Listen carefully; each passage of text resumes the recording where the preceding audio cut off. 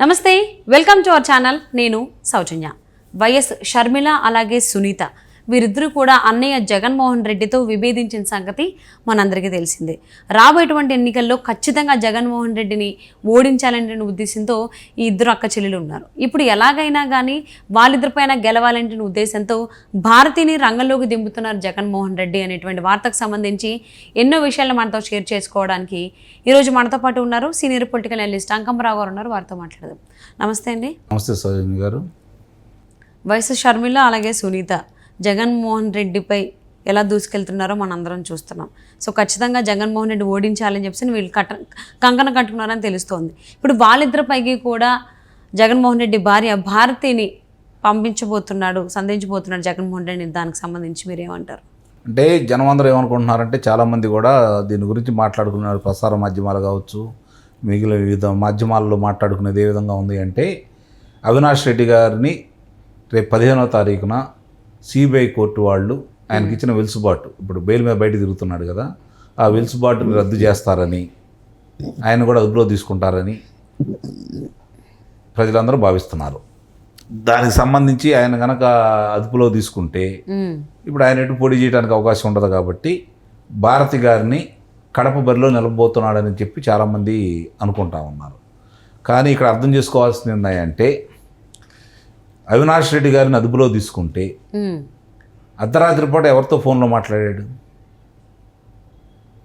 భారతి గారి పిఏకి కదా ఫోన్లో చేసింది.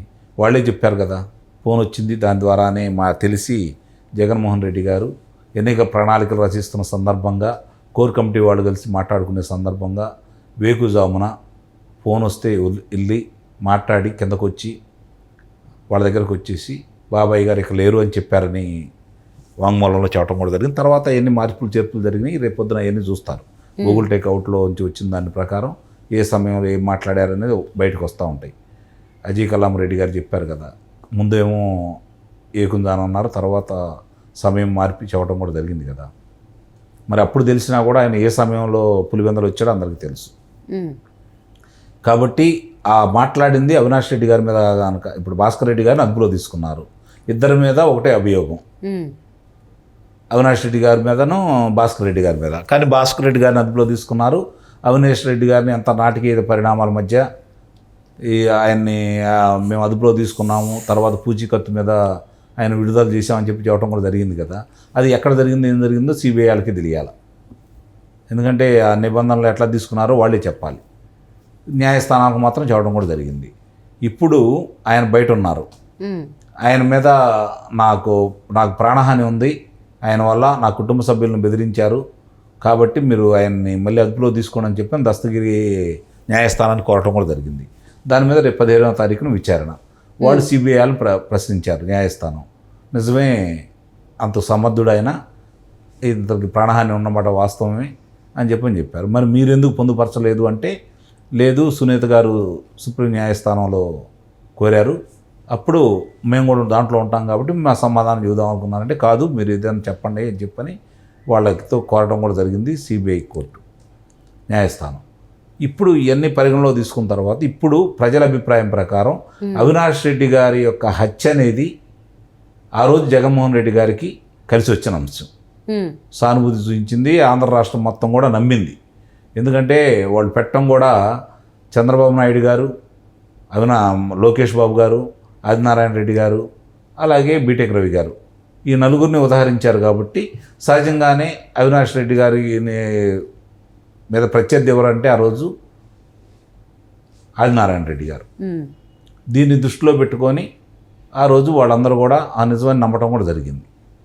కాబట్టి ఈరోజు గూగుల్ టేక్అవుట్ ద్వారా కావచ్చు, సిబిఐ విచారణలో కావచ్చు, ఆ రోజు సిబిఐ విచారణ కోరి నారాసుర రక్త చరిత్ర అని చెప్పని పుంకాలుగా వాళ్ళ ప్రసార మాధ్యమాల్లోనూ లేకపోతే వాళ్ళ పత్రికల్లోనూ ప్రచురించుకొని సానుభూతి పొంది దాన్ని నిజంగానే వీళ్ళే చేశారా అని చెప్పి నమ్మించి విష ప్రచారం చేసి ఆ రోజు లబ్ధి పొందారు.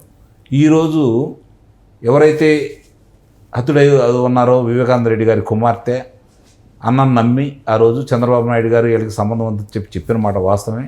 తర్వాత జరిగిన పరిణామాల్లో ఇది అవినాష్ రెడ్డి గారు, భాస్కర్ రెడ్డి గారు కుటుంబ నేపథ్యంలో జరిగింది, రాజకీయ హత్య అని చెప్పి భావించి ఆమె న్యాయస్థానానికి వెళ్ళి ఇక్కడ ఎదురు దెబ్బలు తగిలినా కూడా అత్యున్నత న్యాయస్థానం ఢిల్లీకి వెళ్ళి ఆమె దీని మీద విచారణ కోరటం జరిగింది.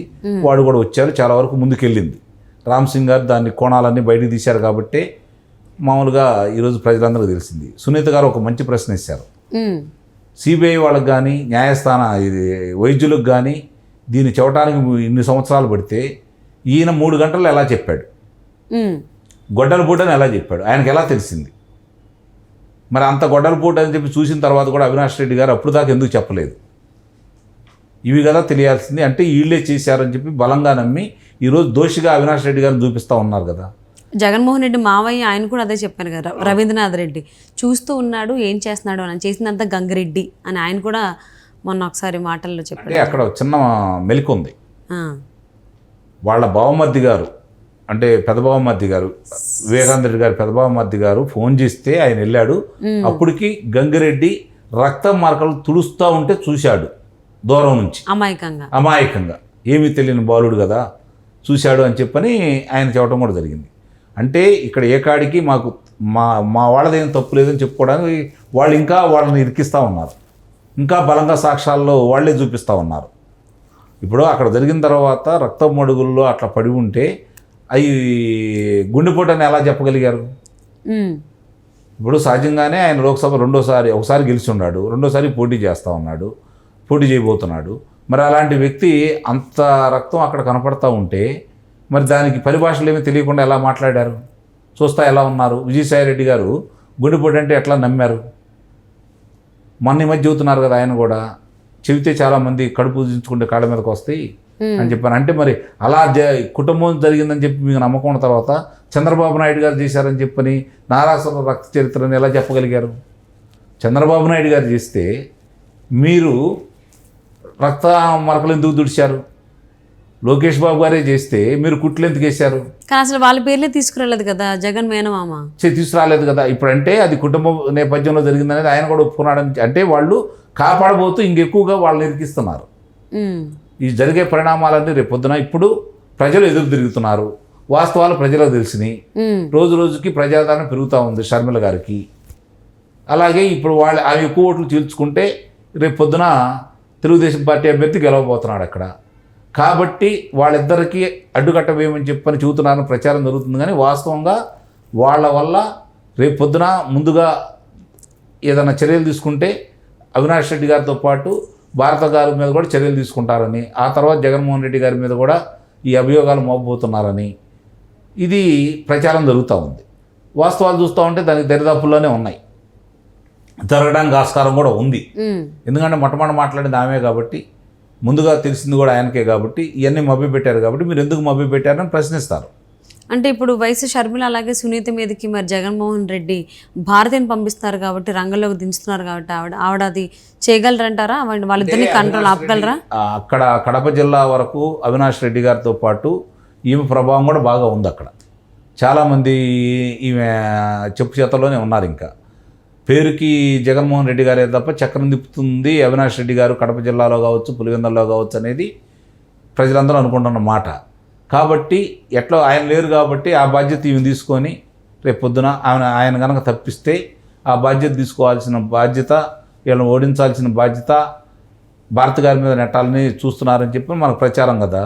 నేననేది ఏంటంటే నిజంగా అవినాష్ రెడ్డి గారిని అదుపులో తీసుకుంటే తర్వాత వచ్చే పేరు భారతి గారు అలాగే జగన్మోహన్ రెడ్డి గారు. వాళ్ళని కూడా విచారించినప్పుడు వాళ్ళని ఎందుకు వదిలిపెడతారు? అదే. సో మరి అక్క చెల్లెళ్ళు వయసు షర్మిల అలాగే సునీత, అక్క చెల్లెళ్ళు ఇద్దరు ఏ విధంగా బయలుదేరారు అంటే మన పల్లెటూరు భాషలో చెప్పుకోవాలంటే బండకేసి బట్టలు ఉతుకుతున్నంత దారుణంగా ఉతుకుతున్నారు వీళ్ళందరినీ. అవును. సో ఎట్టి పరిస్థితుల్లో అయినా పులివెందుల్లో అలాగే కడప జిల్లాలో ఖచ్చితంగా జగన్మోహన్ రెడ్డిని ఓడించాలి, అలాగే రాష్ట్ర వ్యాప్తంగా కూడా ఓడించాలనేటువంటి లక్ష్యంతో వాళ్ళిద్దరూ ముందుకెళ్తున్నారు. సో వాళ్ళ మీదకి భారతిని చెక్ పెట్టడానికి పంపించారు జగన్మోహన్ రెడ్డి, పంపించబోతున్నారు. సో మరి భారతి వయసు షర్మిలకి సునీతికి చెక్ పెడతారా లేదా అని చూద్దామండి. Thank you so much Ankamarao గారు. Thank you.